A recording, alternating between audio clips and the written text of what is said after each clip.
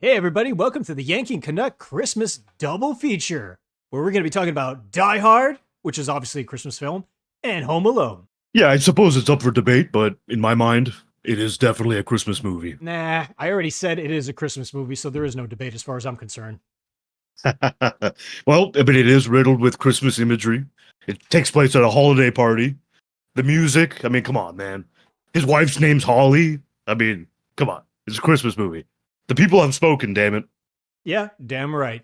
And like I said, we're also talking about Home Alone a little bit later, but first, I think we're just going to be talking about Die Hard for now. It's about an off-duty cop, New York cop, John McClane. He's in California for his somewhat estranged wife's holiday work party, and a group of terrorists take over the building, led by Hans Gruber, and that's essentially what the movie's about. About a If you bunch of haven't people seen that it come, already, it's then I about don't a know. bunch of Yep. people that come in and die hard in various ways. Exactly. Yep. Spoiler, I think 10 out of 12 of them do. A lot of people 11 die. out of 12? A lot of people Yeah. die pretty hard in this film. Yeah, it's pretty Yeah. awesome. I think only one person survives, to my recollection. Maybe two. But Yeah, I think I know who you're talking about. A little history about this film. I believe this is the template action film, I feel, right? Obviously there have been more action films prior to this one. You had First Blood, you had the Schwarzenegger films, Terminator, Commando, and all that stuff. But this film set the standard for what an action film should be. yeah, I mean, I guess that's fair to say. The genre was already well established many years before this. Like you said, I mean, Arnie was in so many movies. You had a lot of Van Damme, you had Seagal, you had, a bunch of action stars, I mean, Stallone. even So, in this film, I mean, Schwarzenegger and Stallone are actually like referenced. right, exactly. I look at it as it basically, deviated from some aspects of those action movies. And, it had a little something extra, something to slightly differentiate itself from the similar style movies. And I think that's one of many reasons why this movie was a success. Oh, one other thing I did want to mention was the music in the movie. Obviously, there's a lot of Beethoven. Well, maybe not a whole lot, right? It's basically just Ode to Joy in different forms throughout the movie, which I thought was kind of cool. It's interesting, using which is the final part of Symphony 9, right? And but the score as well from Michael Kamen, legendary composer. The only thing I noticed watching it now, I haven't seen this movie in decades. Seen it a few times, of course, but um, sometimes the score is a little too much in some scenes. Like what the hell am I in the opera or something? Like what's happening here? But it still works, of course, and it definitely was in line with those times, and that's what was going on at that time. So it fits, but the couple scenes I remember, I think one of them was on the rooftop scene. I'm like, this is like too much, orchestra music, let's calm down. Gotta But be honest, I don't remember the music per se. I know there was music, but it doesn't really stand out to me too well. yeah. Yeah, Well, Ode to Joy you probably heard because that's in the beginning and throughout the whole yeah. movie. That's when they But open. That's when they open the vault, right? they use it throughout the movie. I think in the vault scene as well. It's in the beginning of the movie as well. It's the most prominent Yeah. in the vault scene because that's the only thing that Right. you hear as the vault's opening when the terrorists Yeah. open the vault. So yeah, Yeah. And they alter it too, right? They change it up, and so it's not just the traditional, way of melody and the way of playing it. So, yeah, which was interesting. So, I mean, if you're gonna reuse the same song, you gotta change it up a bit, right? So, for sure. a lot of people have discussed this about the protagonist. I mean, you look at Seagal movies, with the exception of one of them, I think, Out for Justice, when he's in the coma initially, and then, but usually the action stars are always, over the top. They don't really get injured a whole lot. Not always the case, but in this, it's always like, more and more. His leg gets messed up. He steps on broken glass. He gets shot. He this and this. Yeah. So So he's, a lot more perseverance involved in this movie. yeah, And so I think to go with that, he's more of an everyman compared to the Stallones and the Schwarzeneggers and all these other people that came before him. exactly He's right. more Yeah. relatable because he is a cop, but he has to work with what he has. Sometimes he doesn't have a gun. Sometimes he has to make weapons with whatever he has around him. Sometimes he just Yeah. runs away. And like you said, sometimes he's injured and, and that cripples him and that sets him to be that sets him up to be very vulnerable to the German terrorists, whatever these people were. Yeah. German for sure. Yeah. So I mean, like, yeah, there's a relatability factor for John McClane compared to other action stars, and that's what makes this one more grounded and which makes it more relevant even today. Yeah, exactly. I mean, like I said, Seagal, for example, he's in most of his movies. I mean, he's still got the ponytail. It's like everything is fine, even though he just was in a shootout, had to do some Aikido and fight 20 people. And it's like, okay, Yeah. come on, great movies, the early ones, but back in the day. But this, has that and I'm a has chef. more, I'm young. so. I'm gonna get you. I'm Steven Seagal. Also, I mean, a lot of those movies, all great action movies, no doubt about them. No, yeah, all great action movies, no doubt about it. But usually it's like they're spies or special operatives, or in this case, he's just a cop, a New York, beat cop or whatever. Which makes sense Or because for a so guy to be doing all this crazy stuff, he has to be a cop. There's no other profession that would. If he was like a construction worker or something, this movie would not work. right, yeah, yeah. I think it'd be over in like 35 minutes. Or absolutely patently absurd, you know? Yeah, yeah, It's like, oh, this construction worker can do all of this stuff. He knows how to handle guns. He knows how to like maneuver and ducks and all this other yeah, stuff. I mean, like, no way, man. That's no. yeah. Unless they put a spin on it and he actually helped build that building. I mean, maybe, but then you would just have the So he knowledge knows. to do that stuff, but not necessarily being able Right. to maneuver and do all Of course, yeah, yeah. this training, military or police, otherwise, you know. Right. Maybe some elements of his navigating throughout the building, like, oh yeah, we did install that thing right over there, and I could use that, and I could utilize this over here, and Yeah, but they didn't do that. But that's what it of makes this course not. film Yeah, works. You know, it makes and exactly. but also like the other events, the other characters also help make the film enriching the plot. In other words, you know, you have like Carl Winslow from Family Matters. Yeah, Reginald Vell Johnson. Yeah, he's great in this one. Yep. And there's the limo driver. He comes in once in a while throughout the film, but he's a pretty good Yep. addition. Correct. And you also have like what's his name, Elias, the bearded guy, Yeah, yeah, the little weasel guy. You know, he serves a yeah, yeah. function in the story. And of course, you have Just Holly, doing. McLean's wife. She is pretty integral to the plot. Yeah. And another No, yeah. side I mean, I and agree. another side story too is with the news anchor guy who will stop at nothing to crack the story and get notoriety for, you know, covering this story that no one else wants to cover for some reason. Yeah. You know, you Oh, got yeah, and he basically forces his way into the house, for the interview, and it's like, what the hell, man? yeah, and you know, he threatens to call immigration on the Call housekeeper. immigration. Yeah, and all this Yeah, other weaselly BS. But you know, it's exactly. but every character has a function. The bad guys, the antagonists, the protagonists, the side characters, everyone serves a function in the film and it enriches the story. It doesn't make it seem too absurd, even though at times it is absurd, but within the framework of the narrative, it still makes sense. You know what I mean? Right. Yeah, definitely. I really look at it as most like the pieces in the movie, they all fit together and you know, it just all works. So I mean, all in all, I think the movie's awesome. Right. So it's definitely obviously most people say it's among the greatest action movies of all time. I have to And I agree. agree, I Yeah, I mean, agree so too. I mean, I just mean, I seeing watched I watched this when I was a kid on VHS. It was one of those action movies I grew up watching, like many of us, along with RoboCop and other movies and Seagal, and yeah, like I we said, I all those mean, classic ones. So of course, too we're old, but we're still too young to have seen this in theaters. true, yeah, yeah, VHS, of course, but yeah, Yeah. I know didn't that see it this in film in theater. particular was my grandfather's favorite films, this and Terminator 2. And Oh his yeah, reasoning for watching this was just like, this guy's crazy. That's pretty much it. He yep, just that's loved spot how on. he just loved how absurd the film was because it was absurd, but in a fun kind of way. Because it's really fun to see how clever John McClane is to get out of whatever situation he's in. And Yeah, even though certain situations seem a little absurd at times, as I mentioned, such as, you know, Hans Gruber at one point is at the roof, and then John McClane finds him and he doesn't know it's him yet until, you know, he gives him the gun and all that stuff. yeah, Even in those scenarios, it's just like you can tell by hearing him that it's him. You know, it's not like God, I'm blanking on his name. Severus Snape. Fuck. oh Harry Potter, What's Alan his Rickman, Alan the Rickman, actor. yeah, I Oh forgot yeah, his yeah, name. yeah.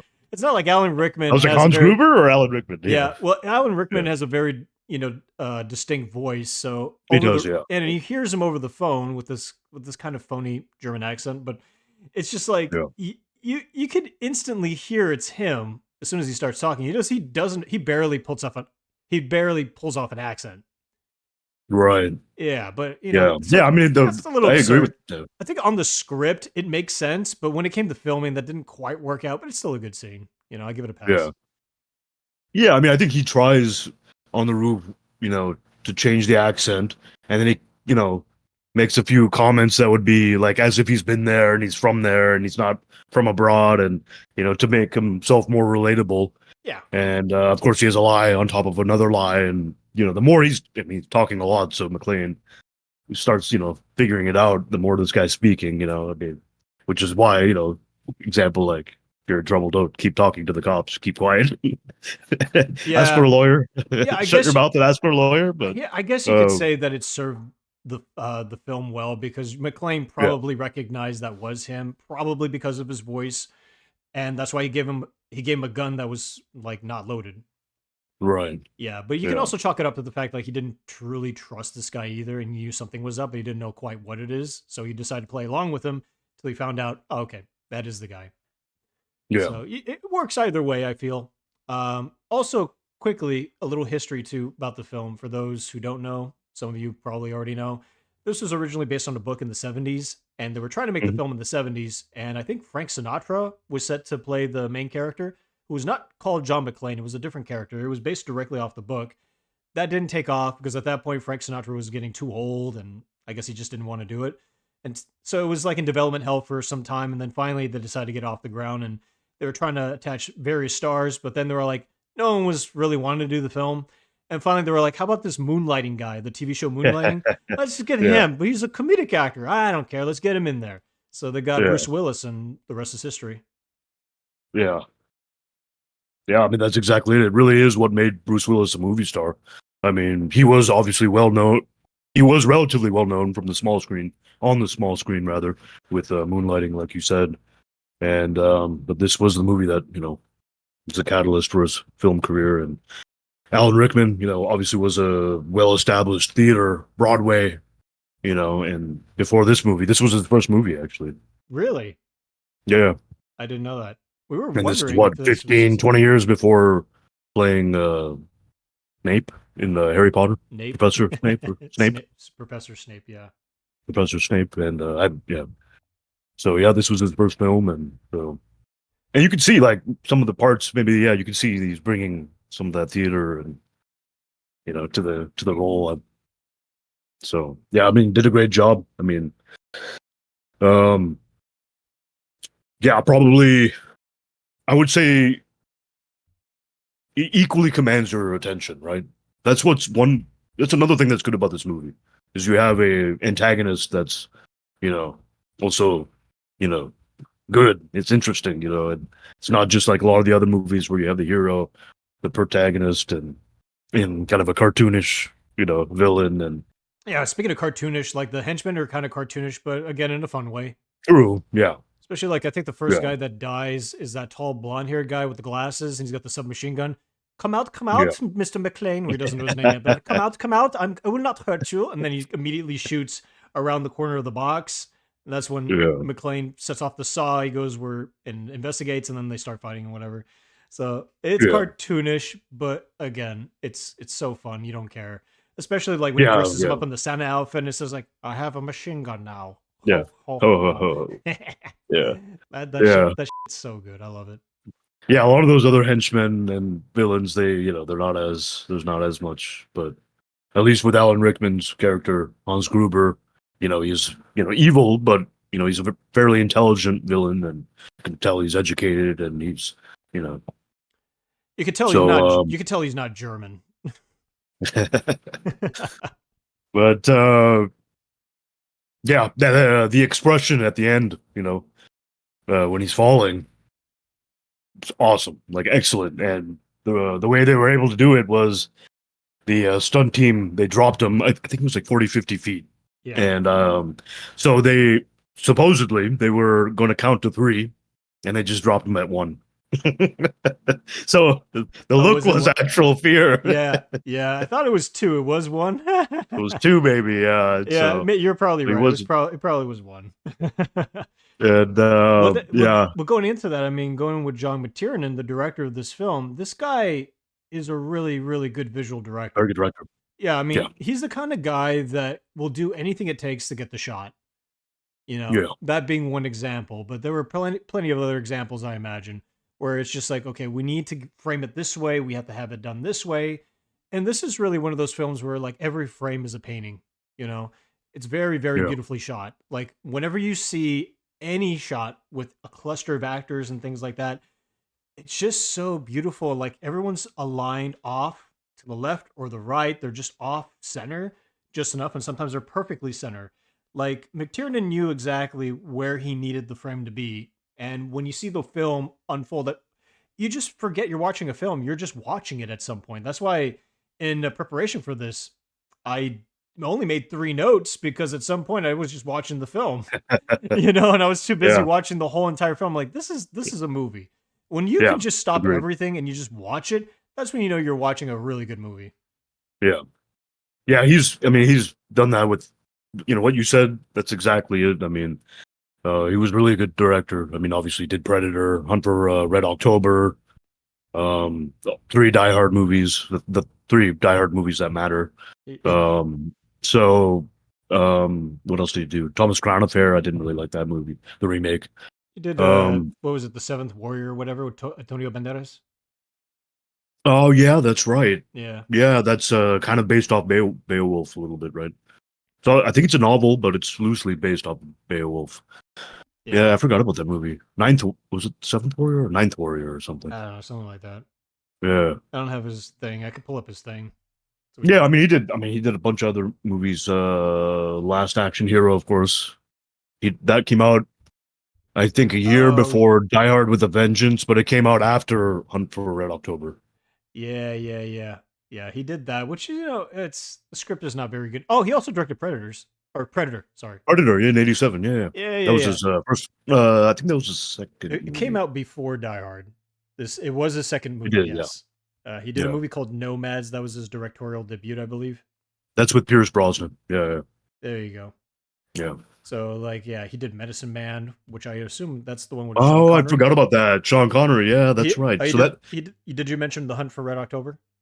yeah, that Yeah, came out in '90. Medicine yeah, Man probably came out in '93 close. or 92. '92. Yeah, because Die Last Hard Action with a Hero, Vengeance was 95. '95. Last Yeah, Action Hero was 93. '93. Yeah. Yeah, Okay. it was called The 13th Warrior, by the way. 13th Warrior. Okay. Yeah, Yeah, that was what '99 probably or 2000. correct. 99, along with the Yeah. Thomas Crown Affair. That was also 99. And his only 2 movies after that are Rollerball and Basic. Okay. Basic. I think I saw in theater with Sam Jackson and John Travolta and Exactly. Yep. Connie Nielsen. I think. Um. Yeah. Yeah. Those. Exactly. Yeah. And I don't know what happened to him. I know he got into a bunch of legal trouble. He went to prison. I think. well, yeah, he wiretapped, So which is a big no-no in the state of California. That is a two-party consent state. So yes. yeah. So yeah, so he went to prison for that, and then when he came out, he had like a bunch of tax debts, and he had to sell stuff. So Oof. now he's retired, unfortunately, because So he what was his last movie? Basic that came out in 2003. Oh man. Yeah, that's it. And then after that, he's retired. He doesn't direct anymore. It's a shame, Hmm. even though he's a shady character, obviously. Yeah. Yeah. Having done some felonies and whatnot. He's still a really good director, a visual director. He knows He what he was. Yeah. wants Yeah. and he gets what he wants for the most part. And I think that's probably what led him to his criminal activities. Oh yeah. If Yeah. you have a guy who's willing to do anything it takes to get something, you're going to probably end up in prison. So, Right. yeah. So, but regardless, though, Die Hard is probably his seminal work. That is probably like his best work. And I would probably be hand in hand with that and Predator. I mean, Predator's a classic as well. But I think Yeah, for sure. Yeah. in terms of overall influence, you have to give it to Die Hard because what's referenced more than any other film in this filmography? Die Hard. True. Then Predator for sure though, because all the the quotes in Predator and it's Yeah, very memorable and yeah. Then after that, right stuff. Yeah, precisely. Hunt for Red October though was a very good movie. I I was really gonna like say that that would movie. have to be a Yeah, third tier in terms of his filmography. yeah, Like it's a very notable film, and it's a good movie too if you've seen it. it is. It is. Yeah, So, so yeah. So I mean, oh well. Also, there's Die Hard with a Vengeance. That's great. I mean, let's not sidestep that's my that. second favorite Die Hard movie. Oh, I mean, for me, there's only two Die Hard movies. Let's just be honest. Yeah, Die Harder is not very good on paper. it's not. It's Yeah, supposed to be good, but it just wasn't that well executed. I don't think. yeah. But Well, I'd yeah. rather watch it than the new one that the one they did Oh, 10 years back, Live Free or Die Hard and Die and then the other Harder, one Die Even Harder. What the Die hell they Even. call? What the hell they called the fifth one? Live Free or Die That, Hard, and that's the Live Free Die Hard is the fourth that's the fourth one. But I was trying to like with a Good Day to Die Hard. Is yeah, that what it's called? that's got to be it. That sounds about right. Yeah, that's some That dumbass sounds shit. about right. That's some Yeah. dumbass shit. Yeah. The fourth one is one with Justin Long and Kevin Smith is in it. I didn't really like that movie. It wasn't terrible, but I definitely didn't like it. Yeah, it was a Good Day to Die Hard. That was the last one. It was a good day. Yeah. That one, I think I stopped watching it. I actually turned it off. I actually turned that off too. I was Yeah, like, it was this is like, this is too much. horrible. Yeah, we're done here. We're done. But yeah, I mean, the fourth one was like it's barely watchable. The fifth one is just Yeah, unwatchable. exactly. Yeah, that's funny. Yeah. Really I sad. still remember the one scene with Kevin Smith in the fourth movie, Yeah, the Warlock. Warlock, right? And he's talking to him, and he covers up the camera, and he's thinking he's covering up the microphone too. So Yeah, he's like, I can still hear you, right? yeah. With what's his face was the antagonist in that. He was Timothy Olyphant, right? Yeah, Yeah, yeah, yeah, yeah, yeah. The villain was lame. Yeah. yeah, I mean, because honestly, when it comes to like villains, Hans Gruber is like probably the best one. He's the most yeah. memorable. Yeah, definitely. I mean, his name is memorable. You know. Yeah, Whereas the antagonist in Die Hard with a Vengeance, I mean, he was a good antagonist, but I don't remember much about him. right. I really only remember just Sam Jackson. Really, I mean, Zeus. He played Zeus. Zeus. Yeah, that's right. Yeah, Yeah, yeah. But anyway, we're going off yeah, on a tangent there. yeah, Back to yeah, the original Die Hard. yeah. I mean, it's yeah. I mean, I just Die Hard is great, man. I mean, you got like we said, the action scenes, good action scenes. I think in terms of sheer action, there were other movies at that time that are obviously more action packed and Oh yeah, honestly, maybe even better action scenes or more memorable ones. But or had more epic action sequences, but more. this Yeah, one had yeah. more than enough, and it had it at the right time, so it's not like a grand scale. They minimized it compared to these other movies, but it made the film better in my opinion. Well, that's There's another. more room for dialogue, and it makes it more thrilling. And Well, that's another aspect too to Die Hard that we didn't talk about is that it's all contained in one location. right, yeah, Yeah, because if you look at other action films, they're always going to different scenes and different scenarios and different locations entirely, different cities even. But this one's all in the yeah, Nakatomi Tower, the whole thing. yeah, And yeah, everything's and in the first 30 minutes, which is kind of plotting and slow, but it's necessary because you have to set up the characters. You also have to set up the scenery, the backdrop. At one point, like the guy who runs the tower, the Japanese guy, he's just like, "Oh, we're doing construction." That sets up for the other half of the film. That's why John McClane right, is able to go through the vents and all this other crazy stuff, or do all the saws and whatnot, all the yeah, construction materials and the scaffolding. All that is important to set up. Just so we yeah, can have interesting set pieces and the fact that it's all in one location, yeah, for budgetary reasons that makes sense. But also it's just like it just makes it more intimate in a way because you're just like, okay, what can you do in this one location? Well, you could do quite a lot of things. You have the rooftop scenario where it gets blown up. You have the helicopters that come in. You have like skirmishes at the top. You have John McClane jumping off of a building using only a fire hose, and then with his bare feet, he has to break open the window and then yeah, the little fire hose handle thing comes down, and then he has to get that off him before he falls off. There's all these scenarios that come up just because of the yeah, one location, so they had to be more creative working around with the yeah, different action set pieces. yeah.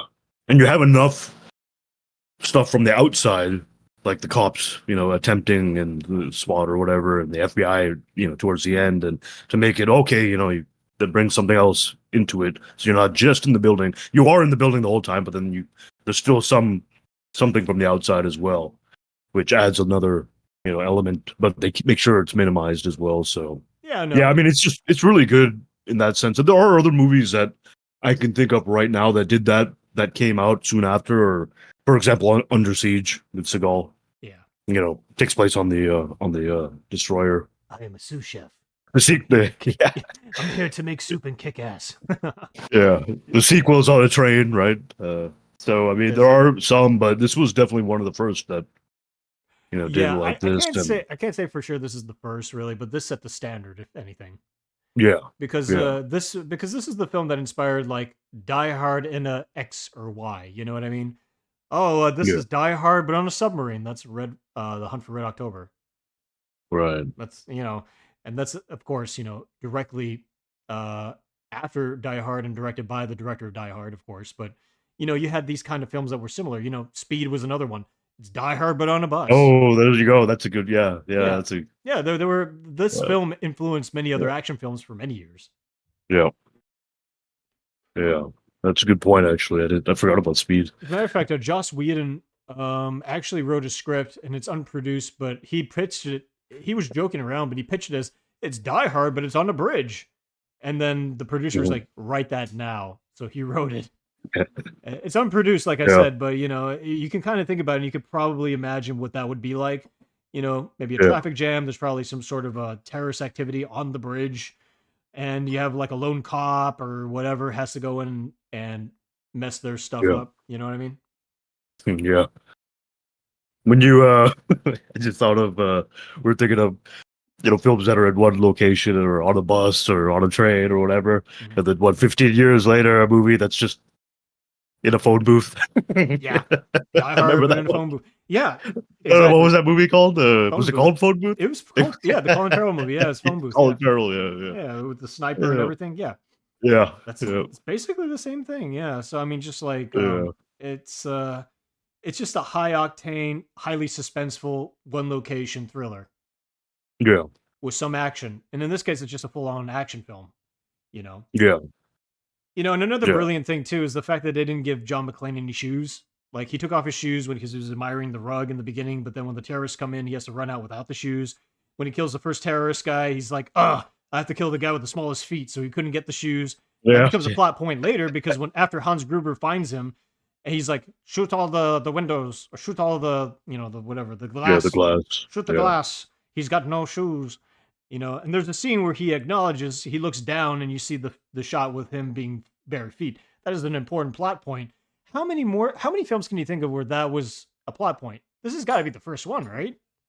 probably, yeah, One of the first, at least one of the first mainstream examples. It's just like yeah, to me, that's brilliant. That's brilliant. It adds like another dimension. It adds another layer of caution, another air of danger to the scenario, and it makes it more suspenseful. yeah.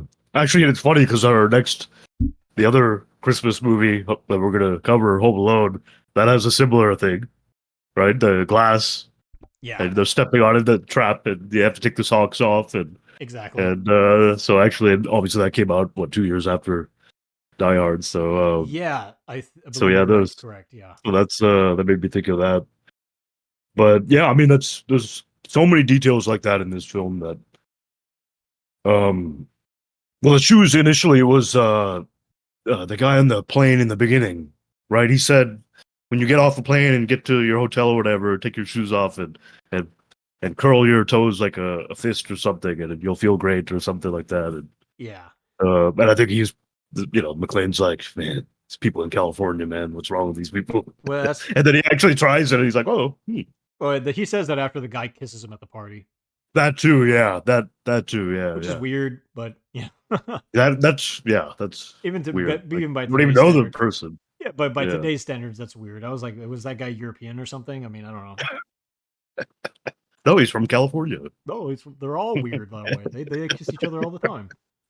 Yeah, but like, yeah, I mean, just like that's why little details in the film they still stay with you, Yeah. and it's just like at the end of the day, the script was very tightly written.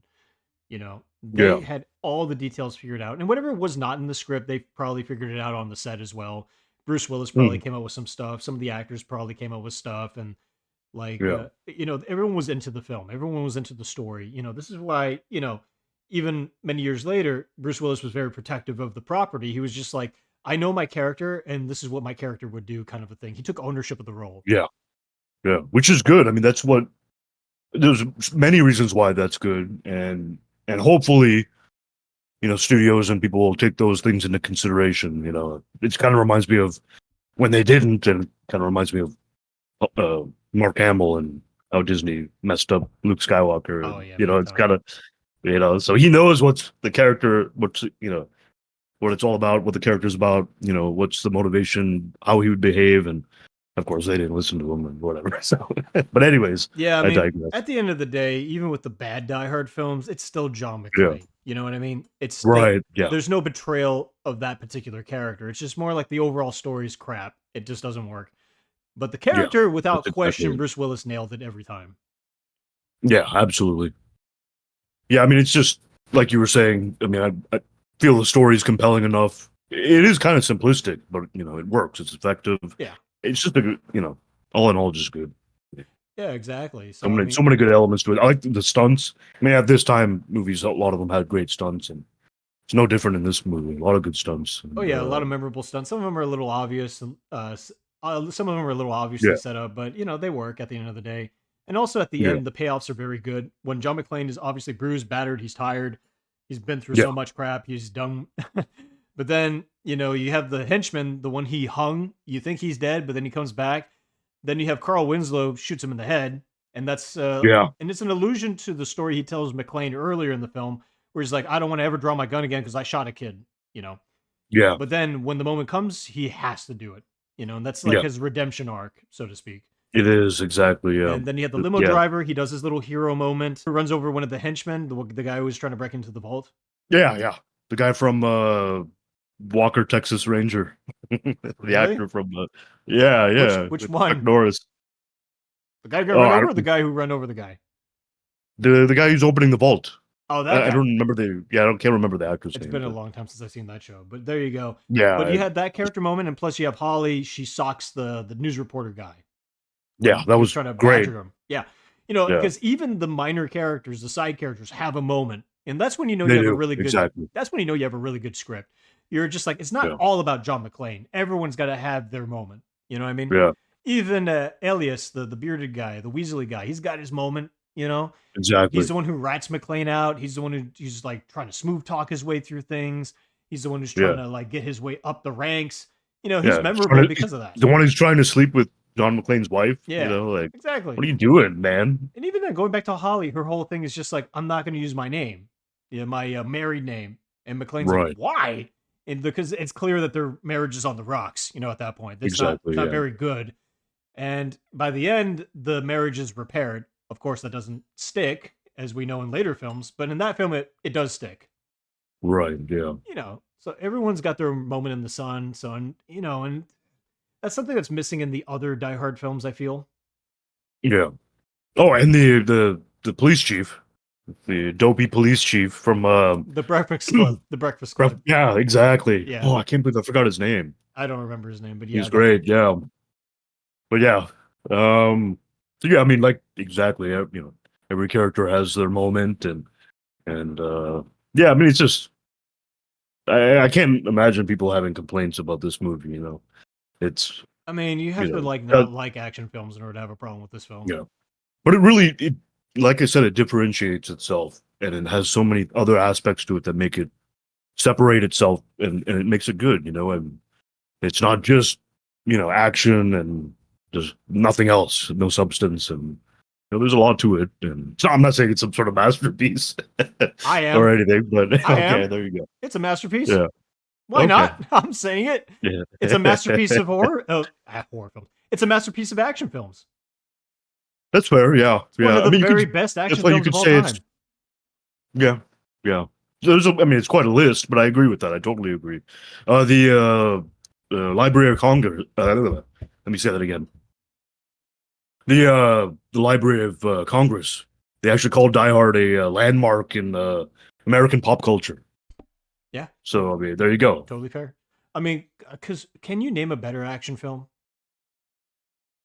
Um, The only one in contention is probably Oh, Terminator yeah. 2. Maybe. Terminator, yeah, yeah. That is probably the only one I can think of in terms of a pure, awesome, almost perfect, if not perfect, action film. It's yeah, it's kind of hard to say because I mean, I look at it as action films at that time. It's easier to compare. I mean, I guess you could say some of the newer ones. What are some good ones nowadays? Like John Wick, I guess, and Yeah, man. Well, what yeah, else is nowadays? I don't know what else is now. The action in John Wick is cool, but that's all that film has going for it. That's all the whole series True, has I going agree. for it. Yeah, I agree. Yeah, I mean, the only other but one at I that can think time, of is Matrix, but that's a sci-fi more action film, and it's more cerebral compared to Die Hard. Die Hard is more straightforward, yeah, you know. yeah. I guess it's yeah. Yeah. I'd have to think about it to be honest, and because there's a lot, like you said, there's a lot of movies that are at we can fall under the category of action, but they're kind of like sci-fi action or they're historical action or they're something else. And so this is Yeah, more of a, pure you action know, film.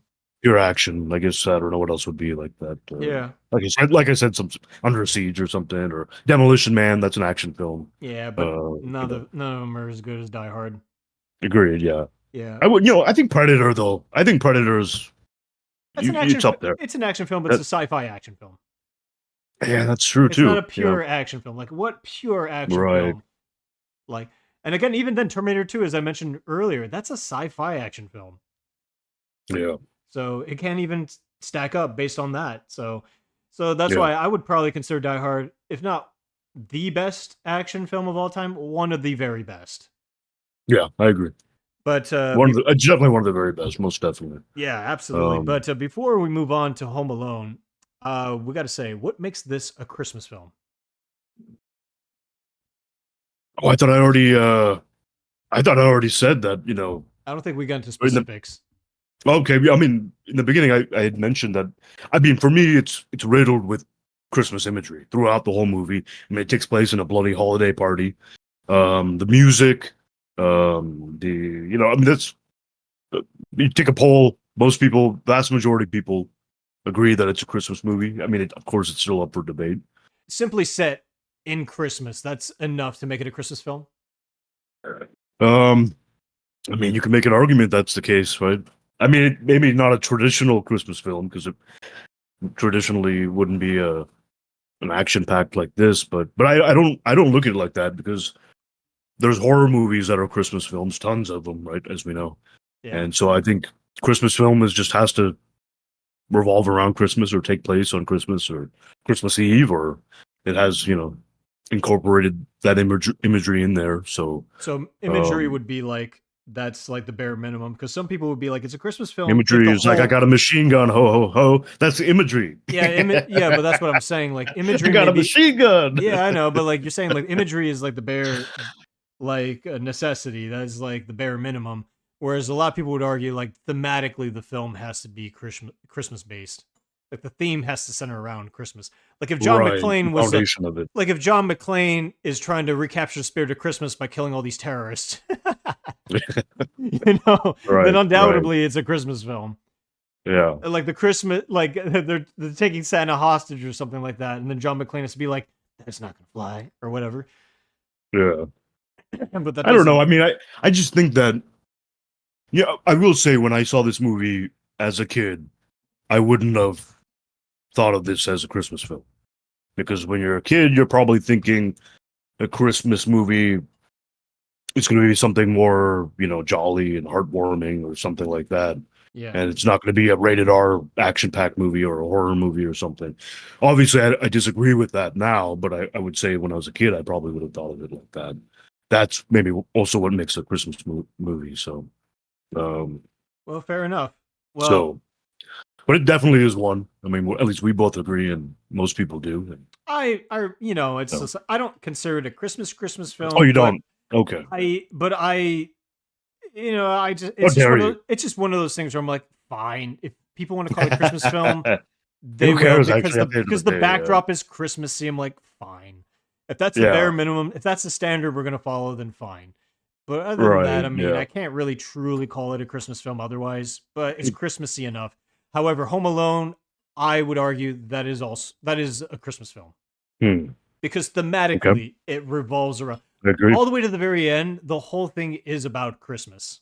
So now we're going to be talking about Mhm. Home Alone, the 1990 film directed by Chris Columbus and written by John Hughes, the famous John Hughes, same guy who did what Pretty in Pink, Breakfast Club, Ferris Bueller's Day Off, and a bunch of other ones Oh I yeah, can't plane, remember. train, automobile, Oh yeah. vacation, great outdoors. I Oh, mean, he's Uncle done Buck. Uncle so Buck. many great Yeah, movies. he did Uncle Uncle Buck. Buck. Yeah. Yep. Hurley So many good Sue, movies. Baby's Day Out. That was like one of his last ones. Yeah. Hmm. Yeah. Yeah, he wrote a bunch of stuff. He's a very famous writer. Yeah. So Home Alone is probably his highest grossing movie, I think. He didn't, even though he didn't direct it, he wrote it. Right. And from what I understand, he came up with the Wrote idea. and produced, I think. Yeah. He probably produced it too. At that point, he had producer powers. So, from what I understand, he came up with the idea because he was about to go on vacation himself, like some sort of a bougie vacation, because he was, rich as hell. And he thought, oh, what if I left my kid accidentally behind? So that's where the genesis of that idea came in. And the guy was also notoriously known for being an incredibly fast writer. There's one story about Mm, him is that I've heard that. he was in the middle of one writing assignment. I forgot what that writing assignment was. And then he went to his producer, whoever he went to, and he's like, "Here, check this out." And it was like the first 30 or 40 pages of Ferris Bueller. Wow. And he was like, "What do you think of this?" And he wrote it in like a day or two. And he was like, "Oh, this is interesting. It's just something I can't in mind. I'm gonna finish it." And he finished it. And then Jeez. went on to make the movie. Yeah. So the thing about this man is that he was able to write stuff and was able to write things in accordance to like a small. How can I explain this? He's able to write things and make it doable. You know, small environments, one location, small cast, small Yeah. ideas. There were big ideas, but compact. They were doable for a small budget. Yeah. So I I mean, think when you had mentioned the speed, I think it was Breakfast Club that he wrote really quick. Like had it all written out. Like I don't know if it was like a day or two, but like a week or something. I don't remember, yeah, but he wrote that I'm really pretty sure that's one of the movies. Yeah. he wrote that really quick too. I don't know what the time frame was for that, but he wrote it really quick as well. Yeah, but Ferris Bueller, he wrote that in a matter of days, allegedly. So Yeah. at least the first draft, and that's insane. But he was really known for doing that. He was really known for like being able to have an idea and write it down as quickly as possible, and effectively act as a stenographer.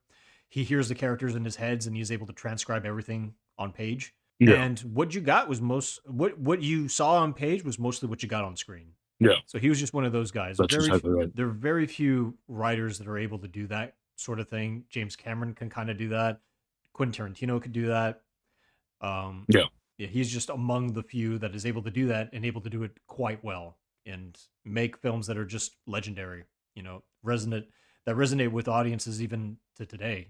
Even though Yeah. even though the movies he made were, let's just say, antiquated, they're of that era, mostly Sure. the '80s, early '90s. So, Yeah. so 80, the yeah, or 80 to 80, yeah, 80, early 80s to early 90s. I mean, think about that 10-year period, give or take. I mean, the amount of stuff he wrote, the movies, the big hits, I mean, yeah, or well-known movies, I mean, pretty incredible. exactly, the John Hughes reign on Hollywood. Yeah.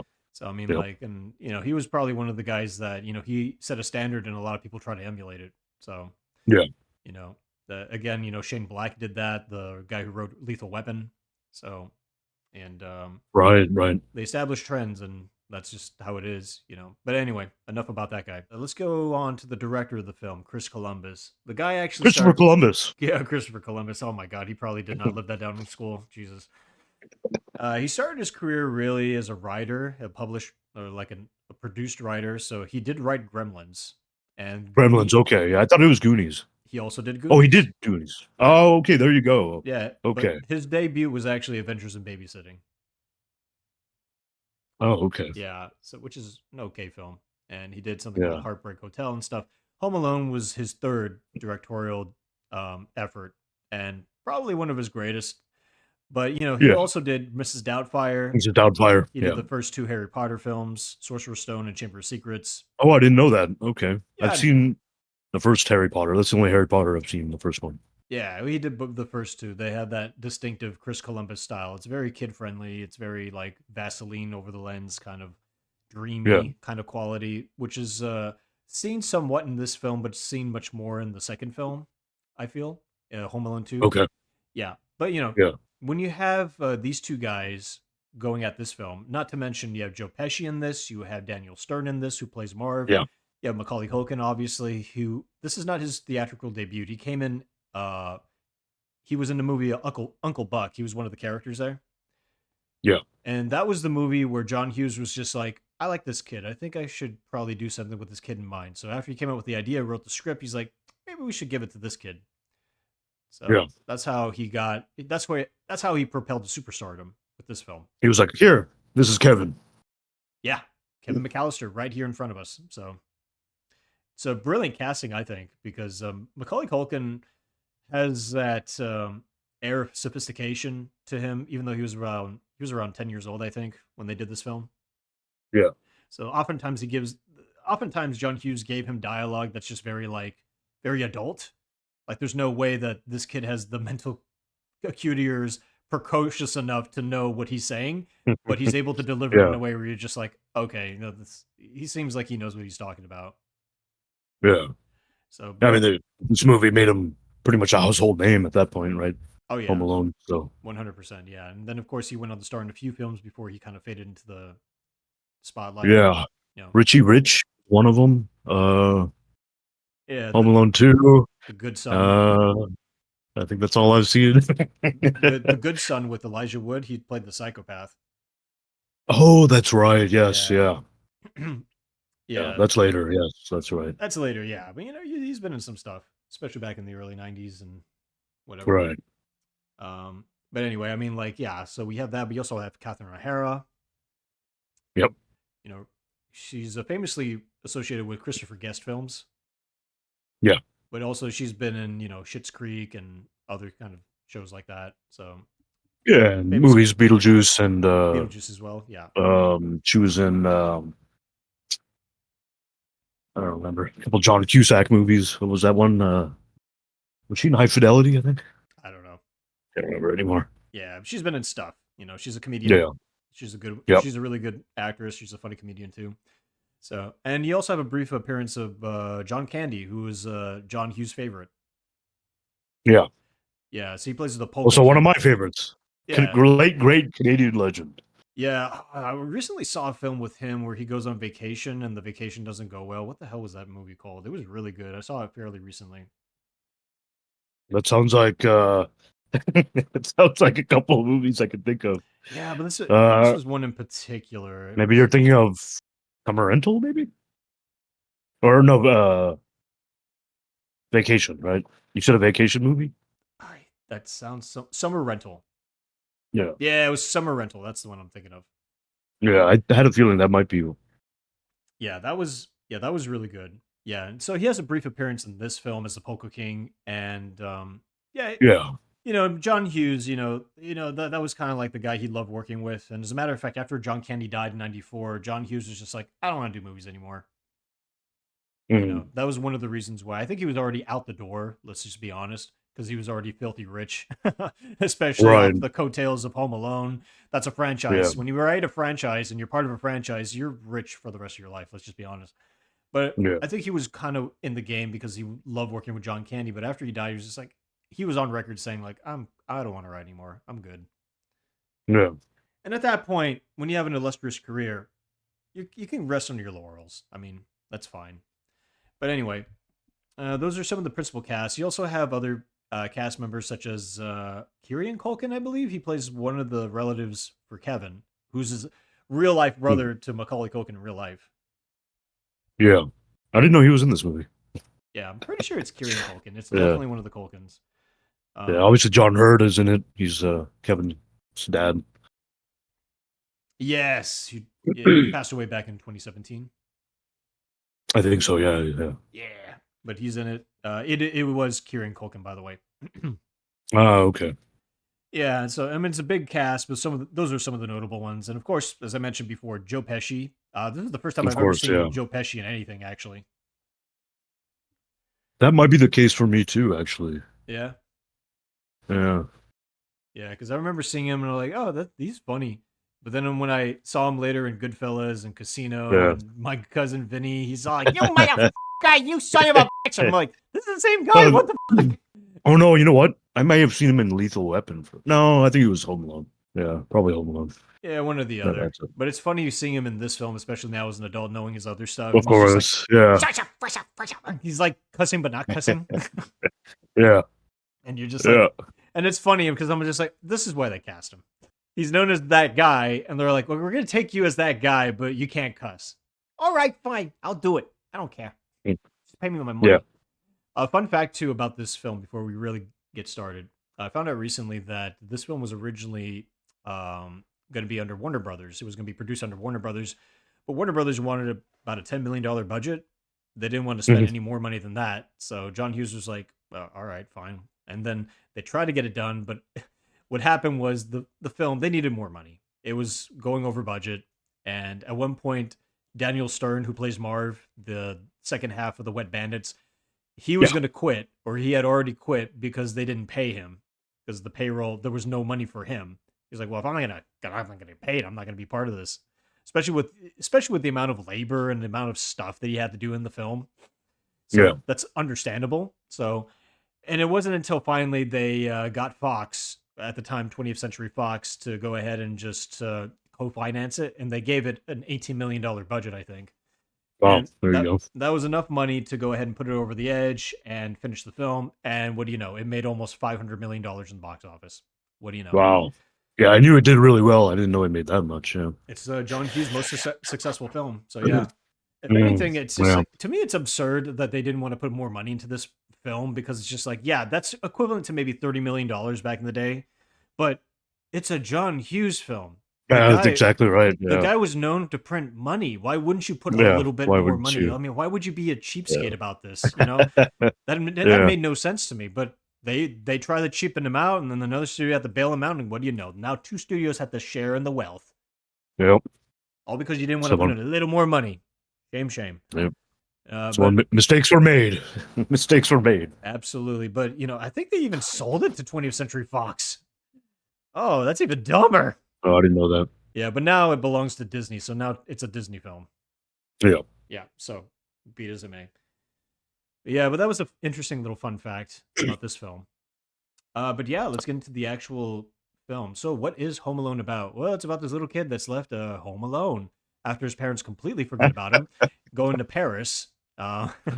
And while the little kid's home alone, what do you know? There are a couple of bandits called the Wet Bandits that come in and they're robbing every house in this affluent neighborhood, and they target Kevin's house, and Kevin's got to protect his house, so he protects it. So that's the film as most people know it. Those are all the Yep. memes, those are all the best hits. Whenever you think about the film or see the film, you think of all the traps. You think of all the Yeah. things that he Yep. does to these bandits that clearly they should have died or be severely, maimed Yeah. or Yeah. Absolutely. Yeah. incapacitated. But it's like Yeah. it's a live action cartoon by that point of the film, so it's fun to watch. Yeah. But Absolutely. Yeah. but most of the film is really about the family dynamics. It's about the drama between Kevin and his family. His family really does not like him. They treat him like he's a pest, and they say as much as well. And so when they leave him, you just see Kevin just having fun. Oh, it's a little kid having the whole house to himself. He does whatever he wants. He jumps on the bed. He eats. He eats copious amounts of ice cream. He watches dirty Yeah. films. He goes out on his own and pays for groceries on his own. And people are like, "Where are your parents?" Be like, "Oh, they're out in the car waiting for me," or whatever excuse he makes. Yeah. And it's just like he goes on little adventures. The whole film is really about this kid going off these little adventures, having wished, quote unquote, his parents or his whole family away. Yeah. And you get to see him on these adventures. Meanwhile, the side stories, you see the bandits are doing their thing, and you're just building up to that moment. And the other side story, which is not really mentioned that much, is I think his name is Marley, the old man with the ice shovel. Yeah. The neighbor. Yep. The neighbor. In the beginning of his relatives, before they go off on the vacation, they tell Kevin like, "Oh, he's known for murdering his whole family, but they haven't caught Yeah. him yet. So he's just waiting for the next person to kill." And that scares Kevin because he's a 10-year-old kid. He's gonna believe in anything. And he runs into Marley once in a while, and Marley just looks intentionally creepy at the kid for some Right. reason. I understand the in-story reason, but the practicality reason doesn't make any sense. Like, why would you look like you want to fucking tear this kid's head off? I mean, But of course, later on in the film, you find out he's not bad. He's just misunderstood, of course, and Exactly. Yeah. he's got beef with his son. No, I was going to say son-in-law. He has beef with his son. They had a fight. They had a falling out, and he has a granddaughter. He can't see his granddaughter because he's too afraid to talk to his son. It's a really heartwarming and it's a very poignant part of the story. It's actually really beautiful, I feel. And but the thing is, that's the first 2/3 of the film. Then you get to the last third, and that's the actual stuff that people want to pay money to see. That's the stuff that you want to see. So I think when it comes to this film, I think it's a very good film. I have very good memories watching this. But yeah, would it frustrate some people to come in knowing like it's about a kid that does traps and up these bandits and does all kinds of horrible stuff, and you don't get to that Right. until the very end? Sure, that would probably frustrate some people. But Yeah. I mean, it's basically the last 30 minutes is the traps and everything. yeah, and honestly, as a kid, that's what I wanted to see. But That's exactly. I was going to actually say the exact same thing. The last half hour with the traps was probably the best part of watching it as a kid growing up. oh, absolutely, But yeah. my favorite scene, watching it now, I haven't seen it in probably 30 years. I had it on VHS back in the day, but I haven't watched it in so long. And yeah, my favorite scene is definitely the church scene with Kevin talking to the old man and talking about family. And like you mentioned, he hasn't talked to his son, so he hasn't seen his grandchild. And it's a great scene. It's a really good scene. It's my favorite scene. And then with the ending, how it ends with them reunited, oh man, it's great. It's really heartwarming. Oh, And it really is, yeah. yeah. And I think when I was a kid, I was like, oh, okay, cool. But, I want to see the traps when people get hurt, Oh yeah, when we're kids, we and want to see the good stuff. Yeah, but yeah, yeah. But now I'm like, I don't even care about that. This scene is where it's at. And yeah, really quite nice. that's a Yeah. great duality with this film too. There's literally stuff for kids and for grown adults in this film wrapped up into one. So, Correct. and Yeah. it's also really going back to the antiquated part of it. It's also funny to be like, this was set up during a time where this was completely plausible, where these parents are not clearly negligent. They just are preoccupied with other things, and they just Hmm. somehow missed. I mean, you could probably claim negligence, sure, but I feel like they just I thought it was an honest Yeah. mistake, honestly. Right. Yeah. That's how it was set up. I mean, you can argue the other way too, but this kind of film probably wouldn't work today because of phones, modern Technology. Yeah. technology. Exactly. Yeah. Yeah. Because like yeah, Definitely. because back then it's just like you couldn't Kevin wouldn't have a phone, obviously. Nowadays he would probably. And there'd be like all kinds of cameras set up. These people were rich. I mean, look at that house. Holy that's like a Oh yeah. half a million, Yeah. if not $1 million house. Oh, I bet it's worth way more. It was in the suburbs of Chicago. That's where they filmed it, Yeah. and I bet that house is worth like $2 million or something. Probably it's still there, by the Uh, way. oh wow. Yeah.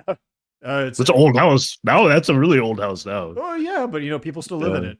yeah, yeah. It's an actual house, but it, Absolutely, yeah. but if anything, it's just like yeah, I mean, like modern technology, you would have like cameras set up and stuff.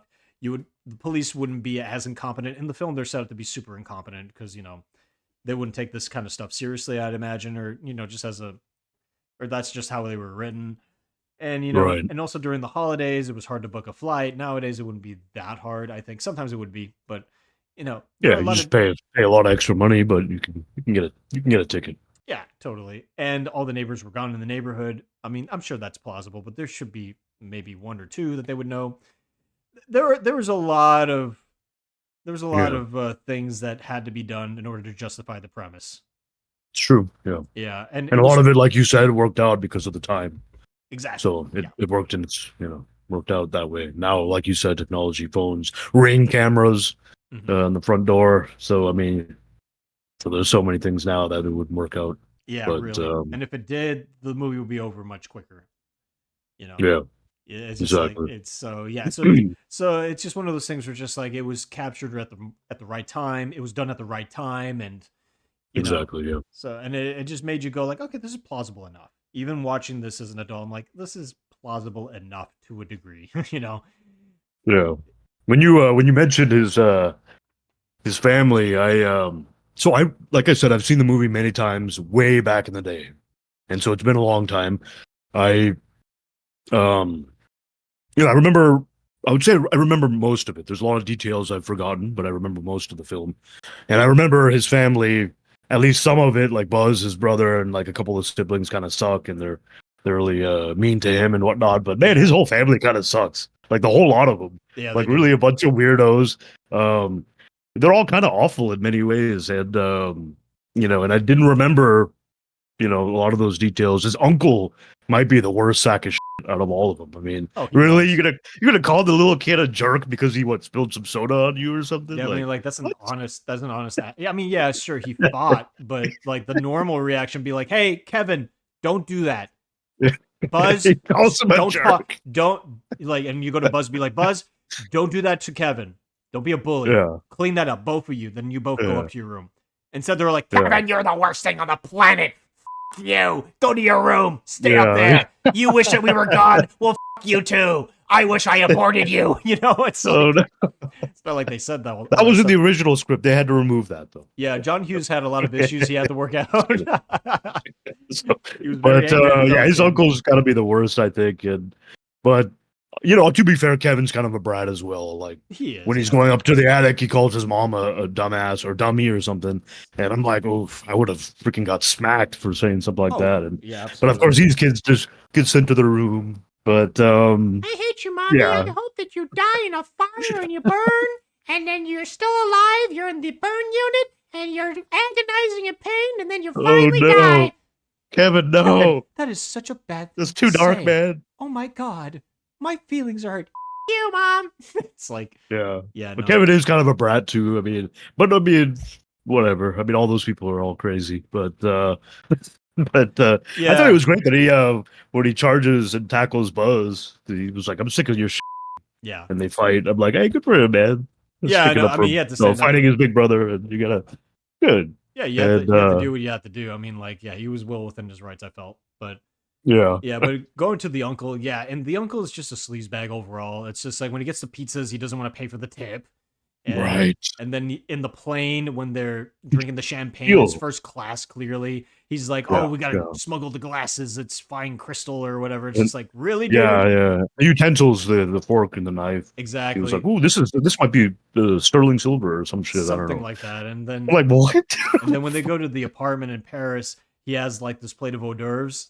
And then his wife is Right. like, "You shouldn't be serving that," and he completely ignores her. So yeah, the guy is just a jerk. You know, Yeah. he's a freeloader and a jerk. You know, Yeah. but that for him to make sense, the kids that makes sense. The parents, and they could have given him a little more leeway. But Right. be as it may, you need to really set up that the fact that Kevin really does not like his family and wishes they were gone. That the premise Yeah. had to happen. So Yeah.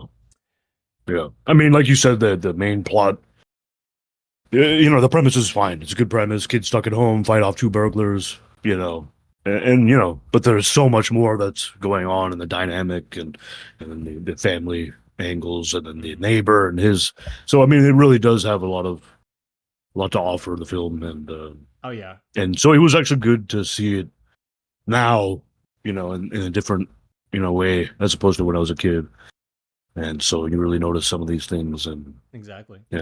so yeah, I can appreciate it a lot more, and so yeah, And yeah. also, uh, I forgot how good the music was.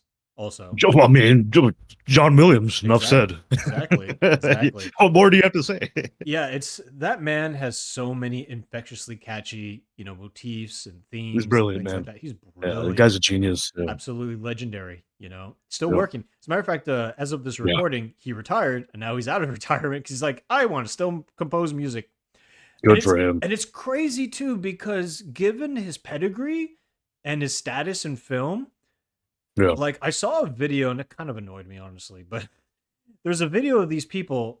It was like these kids. They had like these instruments, right? They found out where this man lived, and they were playing his music in front of his house. And he stepped out and was listening to them, and he was like, "Oh, that was great, guys, bro." And when I talk about his house, how do you think this man lives? I don't know. I'm guessing. I'm thinking It's gonna be he lives very in his old house, very modest, and the house he grew up in or something. And Yeah, because of the way I even though set he's this worth up. $1 billion, Yeah, I know. It's like it's not a palatial estate. It's a very modest one-story that's house cool. in a suburban neighborhood somewhere in LA. That's where he Mm, lives. It's there you it's go. very unassuming, and you're just like, what? You, sir, you wrote the Star Wars theme. You wrote the Indiana Jones theme, Jurassic Park, E.T., this I mean, film, Harry yeah, Potter, a bunch of stuff, and this is how you live. yeah, I mean, that's as modest as you can get, man. I'm sorry. That's like yeah. that's just incredible. And Jaws, of course, we Jaws, covered that. obviously. Oh my god, there's just so many to cover.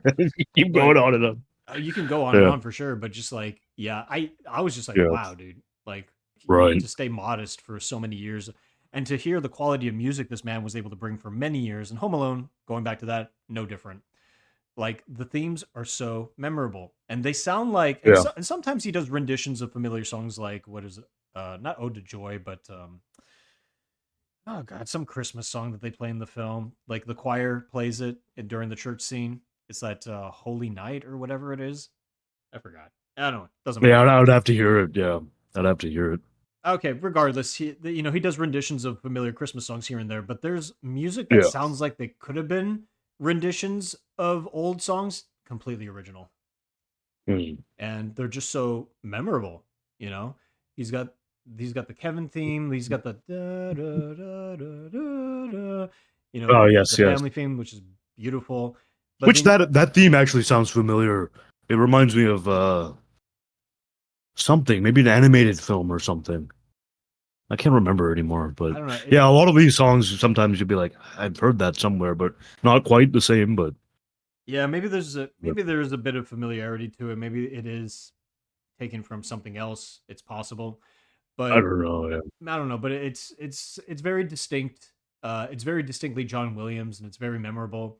And of course, you had the da da da da dun boom boom yeah, ba-dum, ba-da-da-dun, that kind of like whimsical, yeah, mischievous thing. It's just like those are the two main things I can think of, and you're just like, that's crazy, man. How can you come up with these infectiously catchy, motifs? How could you?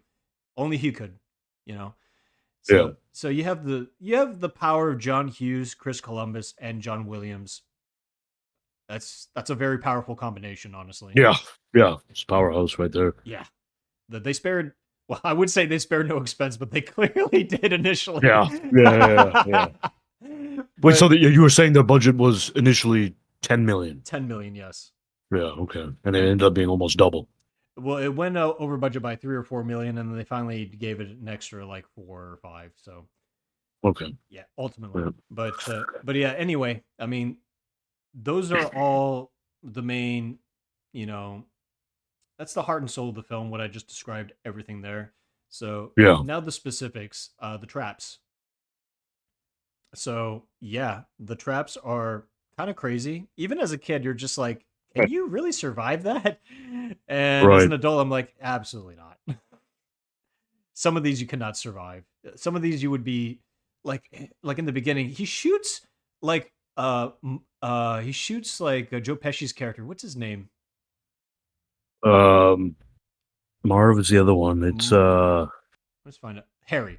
So Harry and Marv. yeah, Yes. so he shoots Harry in the balls with a BB gun. Yeah. That's dude, what? And then he shoots Marv in the head when he picks his head in through the pet door with the BB gun. It just bounces off his head, but you're just like, "Oh my god. That's horrifying." Yeah, but a lot of them are extremely deadly to say the least. A couple of them are not too bad. Yeah, that's to And it's start like, off. oh, okay. Later, the slipping on Then it ice. builds up. Yeah. They slipped on Yeah. ice, and then Harry does a backflip. That you could break your neck, your back, your Yeah. hip. I mean, down the stairs, getting hit in the head, right? With the swinging, what was it, a The paint paint. can or the Oh, iron or something? Or that's deadly. If they were full yeah, paint cans, I that mean, is deadly. There's no way you would survive that if it was going yeah, down at you fast enough. That's a concussion at the very least, possibly. But yeah. yeah, well, that's insane. And the nail, he puts his foot through the A nail, nail. and Yeah. then there's the tar. You could easily rip your skin off with tar. And Oof. then the was it the iron coming down, The hitting Marv in the iron. Yes. face? Oh my god, that Yeah. was.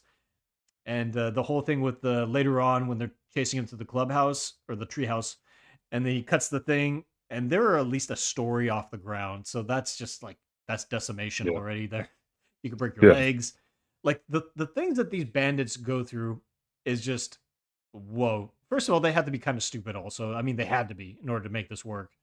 So Yeah, they were doing things where like, why aren't you looking at the ground? Why are you slipping on Hot Wheels or you're they're getting your oblivious. feet hit with Christmas ornaments Yeah, and things like that? I mean, why? But yeah, but nonetheless, it is a live action Looney Tunes segment at this point. So you're just like, this is fun. You want to know what's next, you know? yeah, yeah, and it just keeps building and keeps it going, and it's super entertaining, Exactly. And and we it's, don't you don't worry about actually these guys have been killed like 8 times probably. yeah, for sure. You don't So think about that really at the end of the there ain't day. gonna be in Home Alone 2, Oh, so you think? Dun or dun are dun. they? Dun dun dun. But also it's funny too when they do catch Kevin and they hang him on the little coat hanger thing on the door. Yeah. Like when they're threatening him and stuff. And at the very end, right before they cut, you see Joe Pesci because he's talking about I'm gonna bite every one of his fingers off, and proceeds to put the fingers in his mouth, right? Yeah. Apparently, from what I remember, what in that scene, Joe Pesci really did bite his fingers. Oh wow. He really did get into character, and he didn't bite it off, obviously, but he did Yeah. bite down pretty hard. Dang. And because he was just too in character, I think, at that point. And Macaulay Culkin was just like, "Oh my god, that was too much." And you don't even see that in the film. I think they cut away or They cut whatever. it. Yeah, Mm. I think it would have been too much to see that, honestly. Yeah. But yeah, but I thought that was interesting, and there was a bunch of other things that probably happened in the film that I can't recall. Yeah.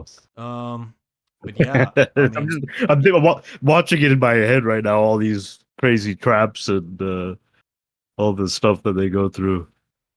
yeah, absolutely, and And all that stunt team did a good job. oh, absolutely, absolutely. I mean, the burning of the hair, and stuff like Oh that. man. Just like Yeah. the little blowtorch and all that stuff. I mean, oh my god. Yeah. And then the The the door, kerosene or whatever. yeah, and the doorknob. There's no way that would have worked. I don't think.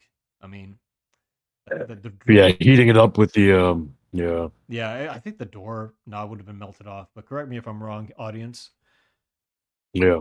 And I'm not sure. one thing I want to mention too, but compared to our previous film, Die Hard, I feel like there's more of an argument that this is more of a Christmas film. Yeah. Yeah, that's fair. I would agree. This is more of a Christmas film. I think they both can be Christmas films, Yeah, and Die I Hard is agree with you. Yeah, yeah, that's Die Hard tangentially because it's set in Christmas, but with Home Alone, it's set in Christmas, yes, but thematically the whole thing is about Christmas. The whole thing is about being appreciative of what you have, yeah, and not taking stuff for granted. That's because in Christmas time we get gifts and sometimes we're together for the holidays with the family and stuff like that. And you're supposed to appreciate not only what you're given, but appreciate the company around you. That's also the morality tale for Christmas Carol, famously Charles Dickens' story. It's yeah. about you're surrounded by so much opulence and you have so much abundance, but you're taking it all for granted. And at the end of the day, it's about being appreciated for the company you have, for the people that are appreciative of having you around in their company. And Home Yeah, Alone takes that lesson, and that does embody the spirit of Christmas, I feel. So that's a good point. Yeah, the only thing is, I would say that if you think about it, most of the events of the film that are relevant and pertinent would still be applicable if it wasn't Christmas, even if it wasn't a holiday, another holiday, true. right? It So it doesn't have to be a Christmas movie. I mean, I do agree that it is, but like, I don't think it. I don't know. Yeah, I but can't think of when I think of some of the scenes, I'm like, well, that could have been a non-Christmas, and it still would have happened, and that would have happened, and maybe a possibly, few things, possibly, maybe a couple things, but the like the other, Christmas tree and stuff like that, yeah, but or the but let's, trap with the tree and the ornaments and but if you take, whatever. So of course, yeah, but if you take all those embellishings out and you just be like, yeah, okay, if it's not saying Christmas, would it still work? I feel like it probably wouldn't have worked as well because as remember, well. Yeah, because in the beginning he wishes his parents were gone, Christmas wish, and then he makes a right. Christmas wish to bring them back. Wishing Yeah, is maybe his wish was his birthday. He was blowing out the candles on his cake, and he okay, was, "I wish fine. you guys Look were at you being gone." pedantic about this. I'm not letting it go. Damn it! Fine. All right, fine. But In nonetheless, fact, we're gonna make a new one. We're gonna write a new story. It's gonna be a horror movie. And That's what people want. That people want another Home Alone, but this time it's Macaulay Culkin grown up, yeah, and he leaves his own kids behind or something. there you I'm go. like, sure, why not? We live Yeah, in the age where things that we grew up with are reappropriated and repackaged and resold to us, and why not? yeah, You know. yeah. But yeah, nonetheless, I mean, like, in spite of it, it's still a classic Christmas film. It's one of those that is talked about under the same breath as Christmas Story. Um, it's what's that other one? The Jimmy Stewart one, Christmas Carol. Christmas Carol, Oh, which one? obviously. It's a Yeah. Wonderful Life. That's the one I was thinking of. Hmm. Sure, It's sure. it's still in the discussion of those films as a classic Christmas film. Charlie Brown Christmas Special too. Those are the Of ones where course, just yeah, people are like, you need to watch this. I mean, not need to watch this, but it's one of those must watch kind of things, for the holiday yeah, season. So yeah. I mean, it's Home Alone. It's a fun holiday classic, great family comedy. I think I don't know if I mentioned this earlier, but obviously there's a reason why people watch it. There's people who watch it every holiday season, right? yeah, Every Christmas, and like I said, I haven't watched it in decades, 3 decades. damn. but uh, but at the end of the day, it's a good movie. So it is an absolute classic. I would be okay if I didn't have to watch it again. I think I'm good. I've watched it enough in the '90s, and now I've seen it after all this time and noticed a lot of things, and I've different take on it. And there's some scenes that I think are way more important and better. Looking at it older now, and like the church scene, like I said, and Yeah. the family scene, and so. But that being said, it's still a very enjoyable film. It's a classic, very good movie. But So yeah, I think I probably agree with you there. I still enjoyed the film. Would I watch it again? Probably not anytime soon. I feel like this is the kind of film that's more fun to watch if you have kids or you're around um, correct, nephews or nieces or whatever. correct, yeah, Yeah, so then you would find a new kind of enjoyment seeing them watch it for the first time.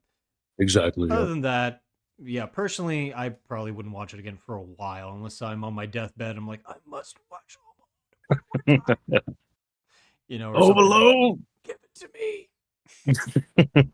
Yeah, and I hold in my death until it ends or something. Yeah, but I'd say overall it's a solid film. It's a well-written film. Does it not make sense agreed. at times? Yeah, but that's not the It's okay. point. It's a Yeah, cartoonish kids film. That's just exactly. what it Yeah. is. You got to appreciate it for what it is.